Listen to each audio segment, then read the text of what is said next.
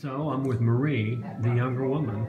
I just got to ask you, you eat like a teenager and you're very thin. Julian says that's due to exercise. There's got to be more to it than that. Well, in the first place, let me correct you. I'm not very thin. I'm not as heavy as some people my age, and I do stand up pretty straight still. But I do exercise regularly. I majored in phys ed in college, and it's not easy for me to work out my own exercise schedule. I do different things. I ride a bicycle, a stationary bike, walk the pedals on a lot of it, which makes it a lot harder and get better exercise from it. And I walk. I walk a mile. If I don't do exercises, I walk around that area, walk a mile.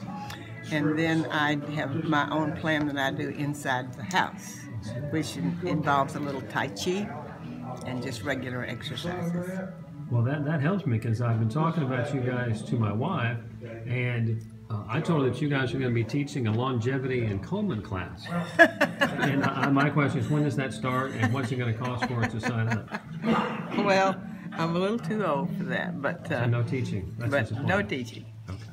Well, tell us what it's like to live with a military veteran from World War II. I didn't live with a military veteran in World War II. We were married in 1948. He is 7 years older than me. So he was back home 2 years out. He got out 2 years after World War II ended. That's when we really started dating. So you haven't had to deal too much with the veteran aspect, except when you, like today, where you're speaking all over town all day long. Mm-hmm. Well, we've been retired here since 1970. That's quite a while. It is. Longer than we've ever lived anywhere, even at home. So, we married while he was out of service. We were married in 1948. He finished college, and we were married in 1948. And then when he got through college, the Korean War was beginning to happen.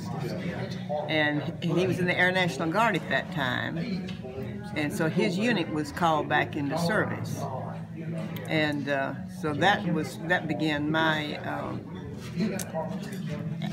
action of being a military wife, although he was in the Air National Guard. We had some of it, quite a bit of it there, too. But he was working in ROTC in colleges at that time. And so he didn't have to go into action in Korea. So that wasn't too bad either. But then in Vietnam, he did have to go into, he went there and he was in action there. He flew there too. I didn't know he was flying. He didn't tell me he was flying. His job was not as a pilot.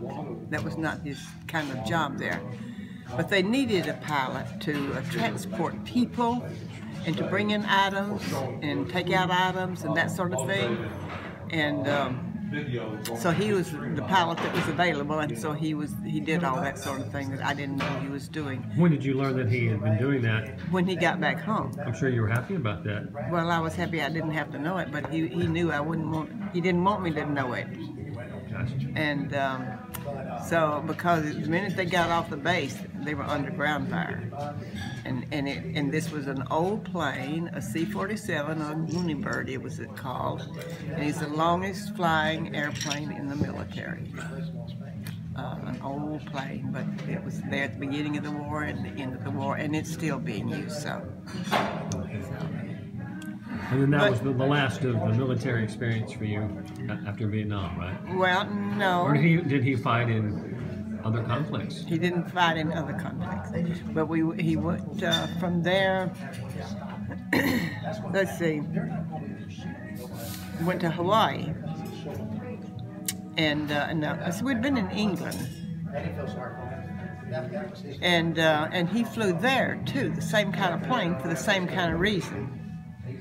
And in England, they had a way of, when someone was learning to drive, they had something that they'd put on the back of their car that it said some trainer.